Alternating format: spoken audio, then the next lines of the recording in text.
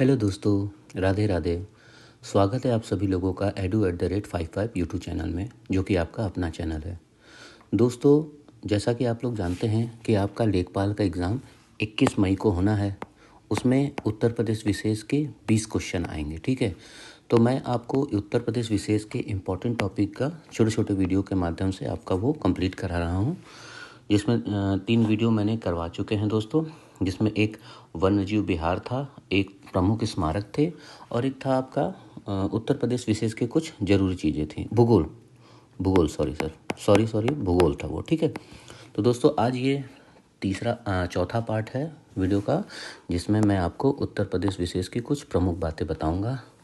तो दोस्तों, बिना किसी देरी के आइए शुरू करते हैं उत्तर प्रदेश विशेष। ठीक है दोस्तों, चलिए अब आते हैं। पहले हम पढ़ते हैं उत्तर प्रदेश विशेष में यूपी का नामकरण। यूपी का नामकरण मतलब यूपी का नाम क्या क्या रहा और कब जाके फाइनली वो उत्तर प्रदेश बना, ठीक है। तो ये जानते हैं। तो दोस्तों, आप देखिए यहाँ पे यूपी का जो नाम 1836 से 1877 तक उत्तर पश्चिमी प्रांत रहा, ठीक है दोस्तों। 1877 से लेकर 1902 का उत्तर पश्चिमी प्रांत एंड अवध रहा, ठीक है। 1902 से 1937 में आगरा एंड अवध का संयुक्त प्रांत। फिर जो हम लोग उत्तर प्रदेश को पहले संयुक्त प्रांत बोलते थे ना, तो वो 1937 से 1950 में संयुक्त प्रांत हुआ। ये है, यहाँ तक आके ये संयुक्त प्रांत बना दोस्तों।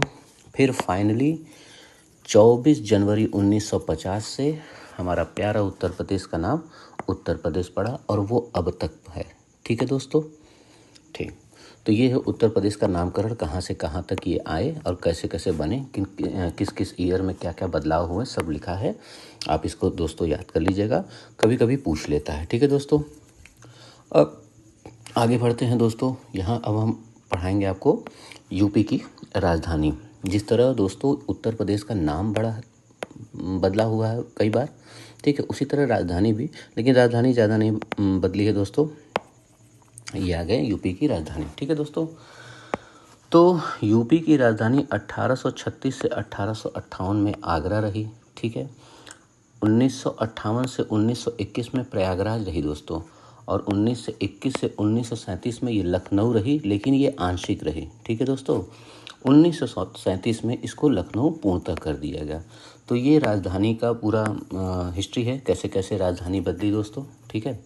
आप इन दोनों चीज़ों को एक बार देख लीजिएगा, ये कभी कभी पूछ लेता है, तो आपको पता होना चाहिए, ठीक है, ये नामकरण और राजधानी, ठीक है दोस्तों। अब आगे बढ़ते हैं। इसी में यूपी के नामकरण और उसकी राजधानी का जो बदलाव हो, उसी के आगे आप देखेंगे कि उत्तर प्रदेश का पुनर्गठन कब हुआ था। तो ये हुआ था दोस्तों, ये डेट याद कर लीजिए, क्योंकि कभी कभी सीधे सीधे क्वेश्चन पूछ लेता है, एक ये और एक उत्तर प्रदेश दिवस। क्योंकि अभी रिसेंटली 2017 में इसकी घोषणा हुई और 2018 में हमने पहला मनाया, तो हो सकता है 2-3 बार तो पूछ चुका, हो सकता है आगामी एग्ज़ाम में भी पूछ ले। तो अगर आप इसको याद कर लेंगे तो 1 नंबर तो आपका पक्का हो जाएगा, ठीक है।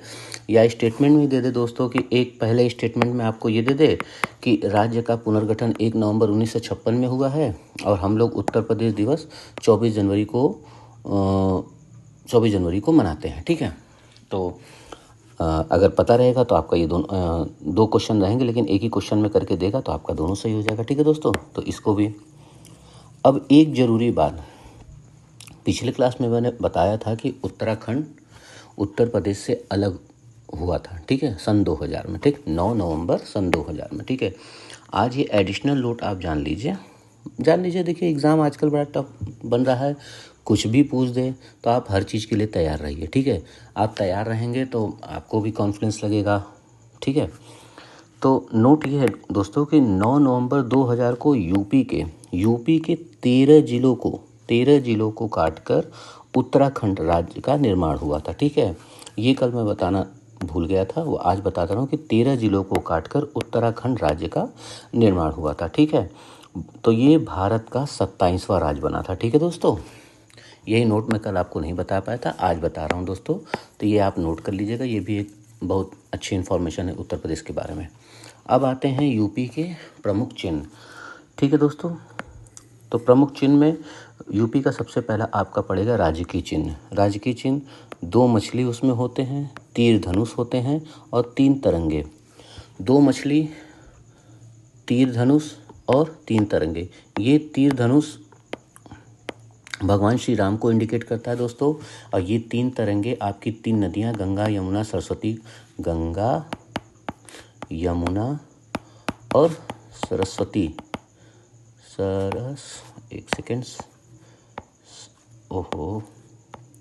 सरस्वती को इंडिकेट करता है। आप मुझे ये बताएंगे, अब आपकी तैयारी का मैं जायज़ा लेना चाहूँगा क्योंकि 3 क्लास हो चुका है, ठीक है। अब आपको बताना ही पड़ेगा कि ये जो 2 मछली है ये क्या इंडिकेशन करता है दोस्तों। ये आप कमेंट में मुझे ज़रूर बताएंगे, मैं आपके कमेंट का इंतज़ार करूँगा। प्लीज़ दोस्तों कमेंट ज़रूर करिए, कमेंट करेंगे तो आपको याद हो जाएगा, ठीक है। बाकी आपकी मर्ज़ी, ठीक है, लाइक करिए ना करिए लेकिन कमेंट ज़रूर करिएगा, ठीक है। अब राजकीय चिन्ह जो दोस्तों है, इसमें एडिशनल पॉइंट ये डाल दीजिए कि राजकीय चिन्ह 9 अगस्त 1938 को अपनाया गया था। यह रूमी दरवाज़ा से लिया गया था, ठीक है, जो लखनऊ में है, ठीक है, से लिया गया था। अब एक अवध के नवाब थे, इन्होंने ही रूमी दरवाज़ा बनवाया था। तो दोस्तों आपका दूसरा क्वेश्चन ये है कि उस अवध के नवाब का आपको नाम बताना है कमेंट में, ठीक है। ये 2 क्वेश्चन आपके लिए आज होमवर्क है। देखता हूँ कि आप लोग कितने सिंसियर हैं, आप लोग जवाब देते हैं कि नहीं, ठीक है, या वीडियो देख के आगे बढ़ जाते हैं, ठीक है। ठीक है दोस्तों, आगे बढ़ते हैं।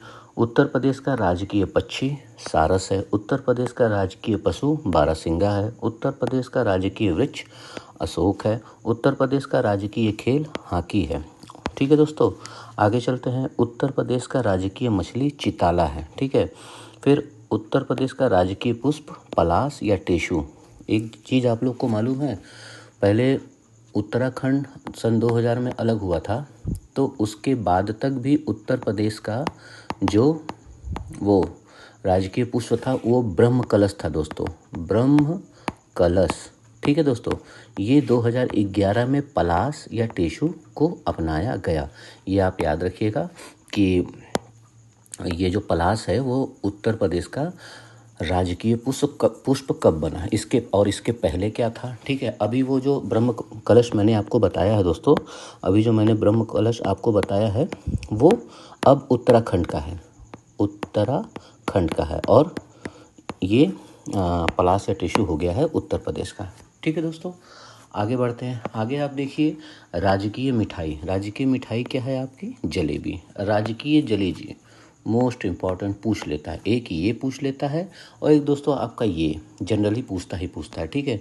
तो आपके दिमाग में एकदम होना चाहिए, बैठा लीजिए कि इन दोनों में से पूछे, और भी कुछ पूछ ले तो बता दीजिएगा, लेकिन मैं बता रहा हूँ इम्पॉर्टेंट भी बता रहा हूँ, जो आगामी या विगत परीक्षाओं में आए हों वो सब आपको बताना मेरी जिम्मेदारी है, ठीक है।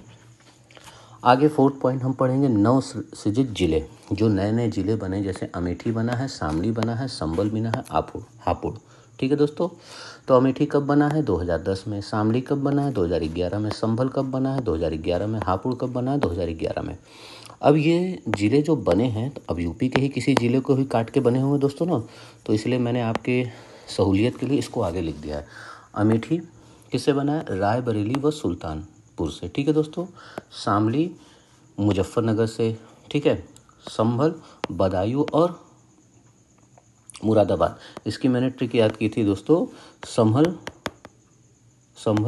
बम से, ठीक है। अब से मत लगाइए, संभल बम से, तो संभल कहाँ से है? ब से बदायूं, म से मुरादाबाद, ब से बदायूं, म से मुरादाबाद। इसको मैंने ऐसे याद किया था, आपकी मर्जी, आप जैसे याद करना चाहे, बस आपको याद होना चाहिए, आपका गोला सही टिक होना चाहिए, आपके नंबर अच्छे आने चाहिए, आपकी नौकरी होनी चाहिए और आपके जीवन में खुशियाँ आनी चाहिए, ठीक है दोस्तों। आगे आते हैं। आगे मैं बताता हूँ तो पॉइंट 5, दिल्ली एनसीआर में यूपी के शामिल ज़िले कितने ज़िले हैं? 8, ठीक है। अब वो देखिए कौन कौन से हैं वो? हापुड़, गाजियाबाद, गौतम बुद्ध नगर, बागपत, बुलंदशहर, शामली, मुजफ्फरनगर, मेरठ।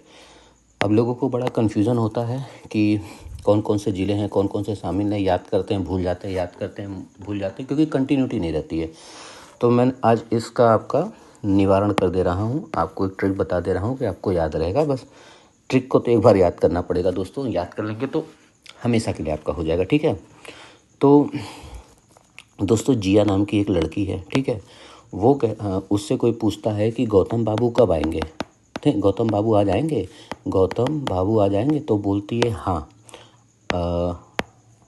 बोलती है हाँ, हाँ, नहीं नहीं, सॉरी सॉरी दोस्तों, जिया पूछती है कि गौतम बाबू आएंगे, जिया पूछती है कि गौतम बाबू आएंगे, तो जिया बोलती है हाँ, जिया बोलती है हाँ, जिया नहीं, कोई इसको बताता है, सॉरी मिस्टेक हो गया।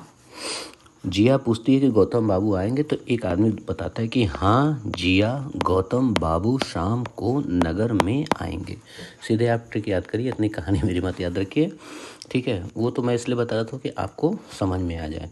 तो ट्रिक क्या है दोस्तों, एक बार इसको रफ करके फिर से बताता हूँ कि हाँ जिया, गौतम बाबू शाम को नगर में आएंगे। ठीक है दोस्तों, अब हाँ से क्या हो जाएगा, देखिए मैंने लिखा भी है यहाँ पे, सीक्वेंस से लिखा भी है। हाँ से हापुड़, जिया से गाजियाबाद, गौतम से गौतम बुद्ध नगर, बाबू से, बाबू में बा से बागपत होगा, अब्बू से होगा बुलंदशहर। ठीक है, शाम को तो शामली, ठीक है, और नगर में मुजफ्फरनगर, और में से मेरठ। यहाँ आएंगे और को का कोई मतलब नहीं दोस्तों, इस तरह आप तैयारी कर लीजिए, आपको कभी भूलेगा नहीं और हमेशा याद रखेगा, क्योंकि दोस्तों जो चीज़ें आप ट्रिक से याद करते हैं वो आपको जीवन पर्यंत नहीं भूलता है, क्योंकि ट्रिक थोड़ी कॉमेडी टाइप की होती है तो लोगों को याद हो जाता है।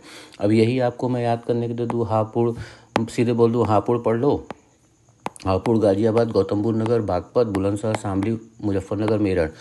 अब आप थोड़ा सा दिमाग लगाते तो कहते कि दो दो तो करके याद करते, या तीन तीन। आज गाजियाबाद, जैसे गाजियाबाद, गौतम बुद्ध नगर, ठीक है, मुजफ्फरनगर और मेरठ एक साथ याद कर ले, ठीक है, बागपत और बुलंदशहर और शामली हापुड़, शामली हापुड़, शामली हापुड़ करते रहते, ठीक है, और बार बार आपको रिवीजन करना होता है। एक बार आप इसको पढ़ लेंगे तो आपका हमेशा के लिए हो जाएगा। ठीक है दोस्तों, आगे बढ़ते हैं 6 पॉइंट पे।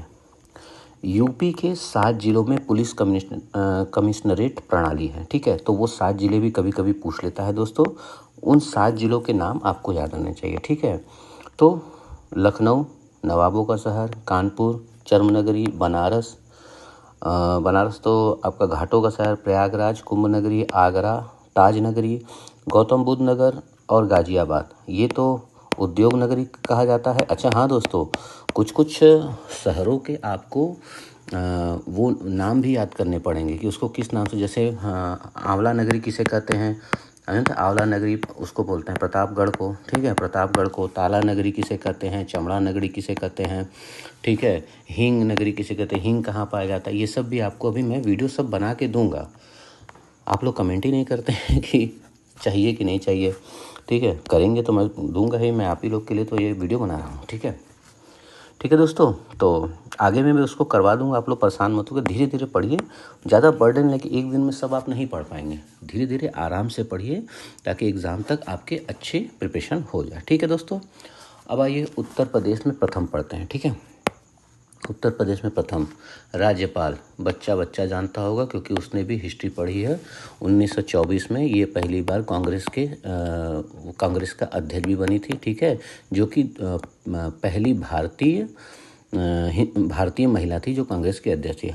चलिए तीसरा क्वेश्चन अगर आपकी इच्छा है तो मैं दे दूं आपको, नहीं रहने दीजिए, आज के लिए 2 क्वेश्चन बहुत है। मैं पूछना यही चाहता था कि पहली महिला कौन थी, तो एनी बेसेंट थी 1917 में दोस्तों, ये भी आप लोग याद रखिएगा। ठीक है, ठीक है, तो राज्यपाल आप देख लिए, राज्यपाल कौन है, सरोजिनी नायडू पहली। मुख्यमंत्री पहली कौन है, पंडित गोविंद बल्लभ पंत। ठीक है, उत्तर प्रदेश में प्रथम लिखा हुआ टॉपिक, और ये पहला हो गया, दूसरा हो गया। उप मुख्यमंत्री, ये कितने कितने लोगों को पता था, ये बताइए कि उत्तर प्रदेश के पहले उप मुख्यमंत्री कौन थे। तो ये है उप मुख्यमंत्री कौन है, चौधरी नारायण सिंह, याद कर लीजिए, ये आपके लिए एक इम्पॉर्टेंट हो गया। ठीक है, पहली महिला मुख्यमंत्री, ये दोस्तों आपको पता होगा, मुझे भी पता है। ठीक है, सुचिता कृपलानी।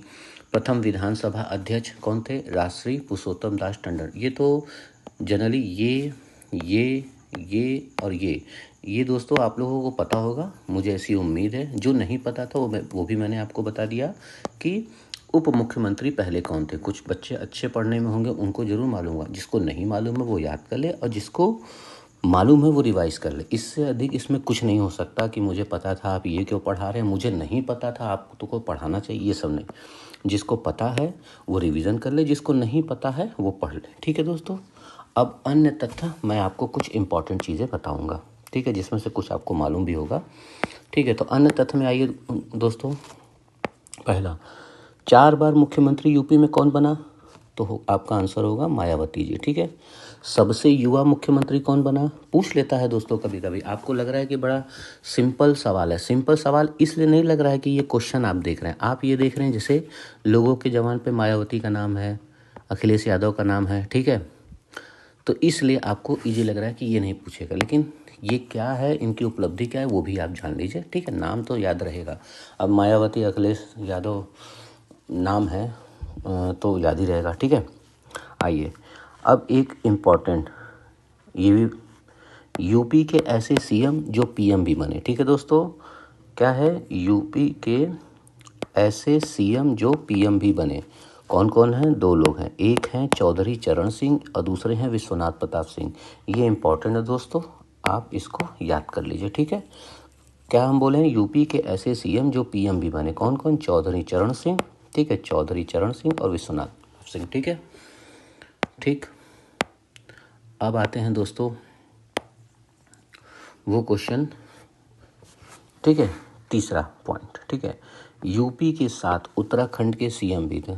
दोस्तों अगर आप अच्छे मन से पढ़ाई करते हैं, ठीक है, तो आप मुझे कमेंट में ज़रूर बताइएगा क्या ये वाली बात आपको मालूम थी कि यूपी के साथ उत्तराखंड के भी सीएम हैं नारायण दत्त तिवारी। ये बात आपको मालूम था? कमेंट जरूर करिएगा, मैं आपके कमेंट करना कि मालूम था कि नहीं। ठीक है दोस्तों, ठीक। अब आगे, लगातार सबसे लंबे समय तक मुख्यमंत्री योगी आदित्यनाथ। ये तो इजी है लेकिन इसको जान लीजिए। ठीक है दोस्तों, ठीक। अब आगे, ऐसे यूपी विधानसभा अध्यक्ष जो यूपी के सीएम भी बने। जैसे ये इंपॉर्टेंट था, यूपी के ऐसे सीएम जो पीएम भी बने, उसी तरह दोस्तों आपका नीचे ये ऐसे यूपी विधानसभा अध्यक्ष जो यूपी के सीएम भी बने। तो वो कौन कौन से हैं?